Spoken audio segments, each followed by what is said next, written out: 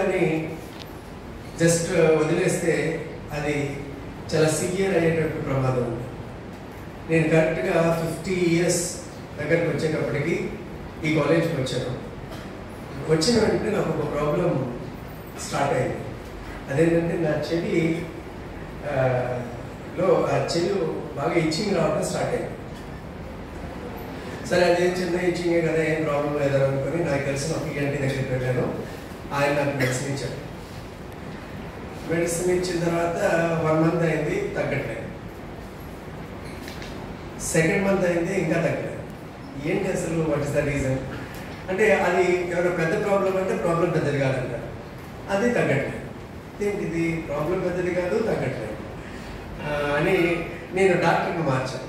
మా ఫ్రెండ్ కదా, బాగా తెలిసిన ఆయన శర్మ గారు ఆయన బాగా తెలిసి విషయాలు ఆడుతుంటాం. ఆయన ఇది సింపుల్ అంటాడు.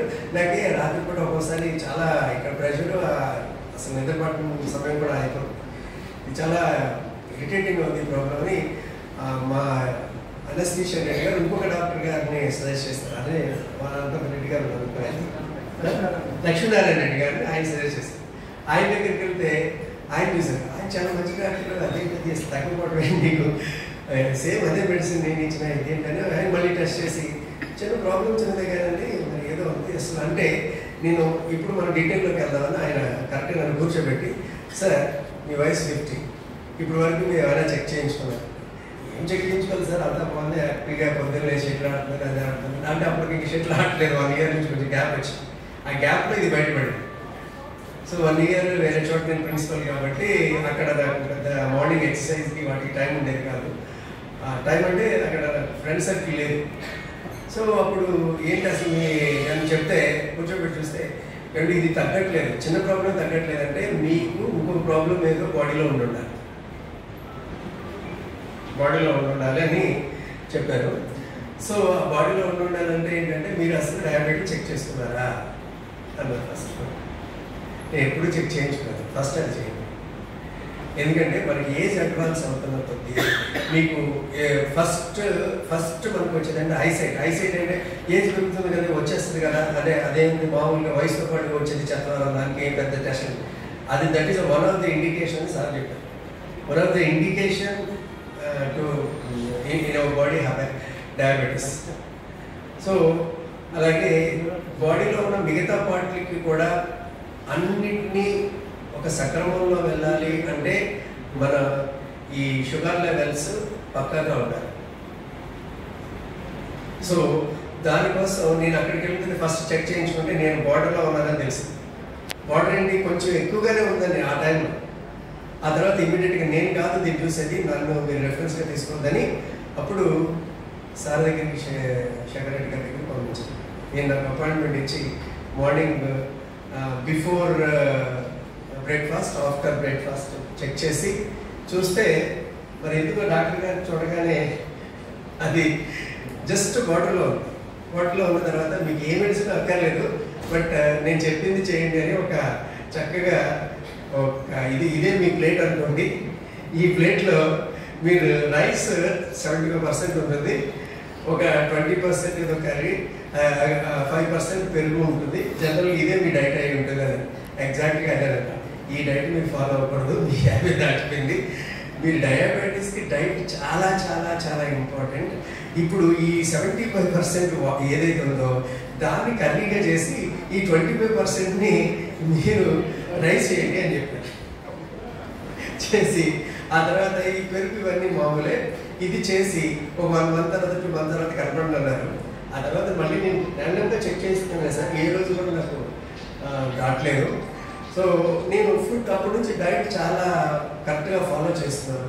ఆ తర్వాత దీన్ని చూసేసి మా ఆయన గారికి ఎక్కడైతే ఆల్రెడీ డయాబెటీస్ వచ్చేసిందని ఆవిడ ఫిక్స్ అయిపోయి ఆవిడ నాకు ఎప్పుడూ తినే అన్నీ కూడా అంటే ఈ మిల్లెట్ దోశ, మిల్లెట్ ఇడ్లీ, లేకపోతే ఇంకోటి ఇదేదైనా కొంచెం వేసుకుంటే ఎత్తకూడదు, మీకు షుగర్ వచ్చేసింది.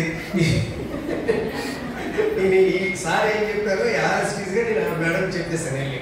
ఇంకా ఆవిడ నన్ను రెస్ట్రిక్ట్ చేయడం మొదలుపెట్టింది. బై వాట్ డేస్ ఇప్పుడు వరకు నేను అబ్జర్వ్ చేస్తుంది ఏంటంటే, ఇదంతా జస్ట్ జోక్గా చెప్తాను.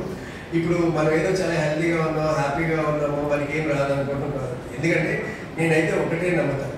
ఇప్పుడు ఒక మంచి ఒక మొక్క తీసుకోండి, చక్కగా పెరుగుద్ది, పెరిగిన తర్వాత మంచి పువ్వు వస్తుంది.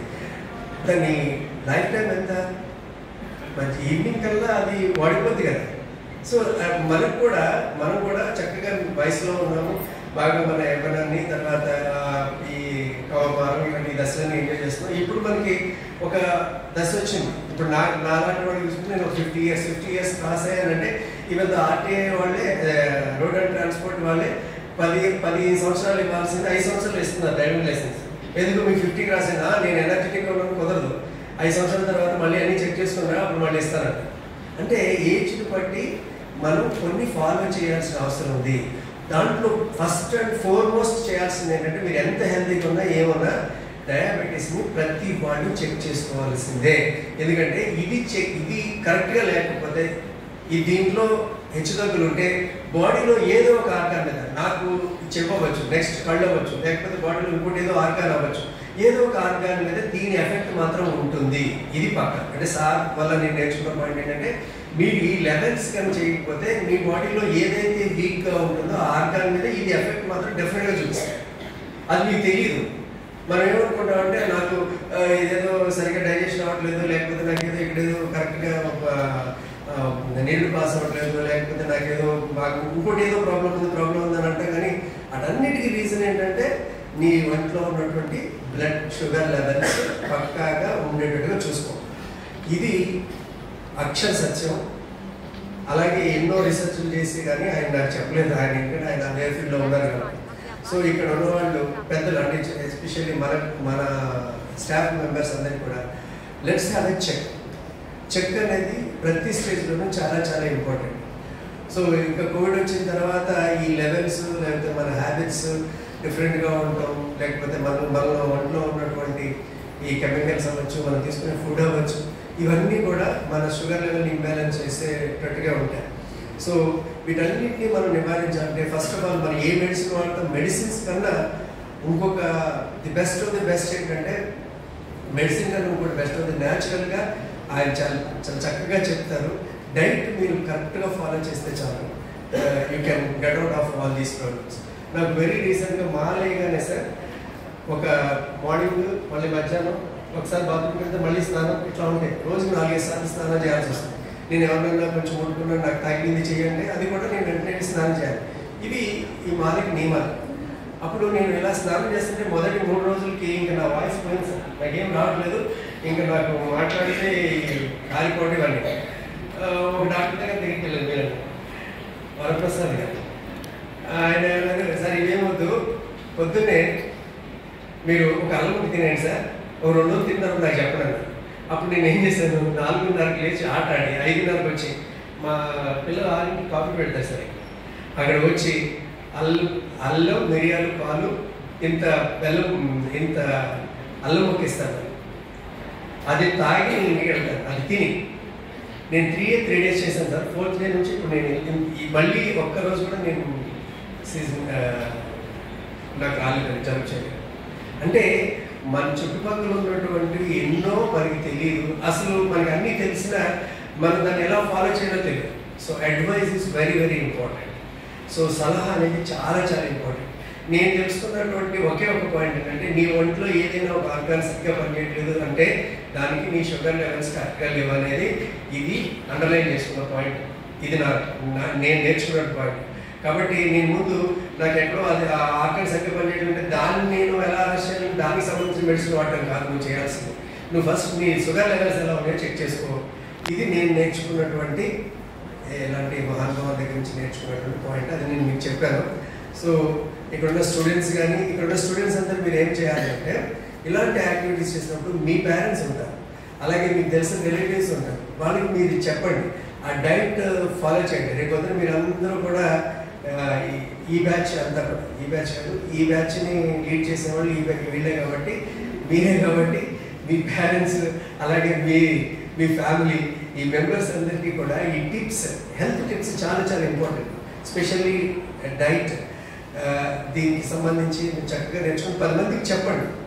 వాళ్ళు అంత ఫ్రీగా, నాకు తెలిసి ఒక్కొక్క టెస్ట్ కాస్ట్ అక్కడ ఇన్స్టిట్యూషన్కి వెళ్ళి వాళ్ళ హాస్పిటల్కి వెళ్ళి చేస్తే ఆ 1000 రూపాయలు 1500 అంటారు. మనం అటు ఇటు చూసి ఏం లేకుండా ఇవ్వటం. ఎందుకంటే ఏం తెలుసా లేకపోతే అంతే కదా, 1500 ఇచ్చి తీరాల్సింది. మీరు అక్కడ కూరగాయలాగా బేరాలాడుతూ ఉండవు కదా. సో అలాంటిది ఇక్కడికి వచ్చి మొత్తం ఏంటి ఎడ్యుకేషనల్ ఇన్స్టిట్యూషన్లో ఇలా చేయటం వల్ల వాళ్ళు ఎడ్యుకేట్ అవుతారు, 10 మందిని ఎడ్యుకేట్ చేస్తారు. తద్వారా మనం హ్యాపీగా ఉంటాం, సమాజం హ్యాపీగా ఉంటుంది అనేది ఒక చిన్న ఉద్దేశం. అలాగే మేము మనం ఈ తెలిసిన విషయాన్ని 10 మందికి చెప్తే వాళ్ళ ప్రొఫెషన్కి వాళ్ళు న్యాయం చేసేటటువంటి వాళ్ళు ఫీల్ అవుతూ ఉంటారు యాజ్ ఎ డాక్టర్స్. సో కాబట్టి వాళ్ళు ఇంత మనసులో పెట్టుకొని మన ఎడ్యుకేట్ చేయడానికి, మన హెల్త్ని బాగు చేసి మీరు హ్యాపీగా ఉండండి, మీరు సంతోషంగా ఉండండి, అదే మా సంతోషాన్ని మన కాలేజీకి వచ్చి ఆయన ఈ ప్రోగ్రామ్ని ఇక్కడ ఏర్పాటు చేసి కొన్ని నాకు తెలిసి ఈరోజు ఒక 50 నుంచి 1,00,000 రూపాయల వరకు ఆ ఫిక్స్ కాస్ట్ అవుతుంది. అయినా సరే అన్ని భరించి మన దగ్గరికి వచ్చి అవేర్నెస్ ఇచ్చినందుకు సార్ మా కాలేజ్ దగ్గర special thanks.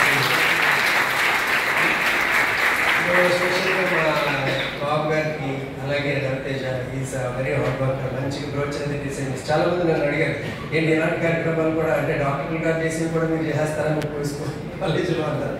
But it is a good active. Thank you, congratulations for Zoology Department and your institution and Diabetic Institution, and other team members. Thank you very much.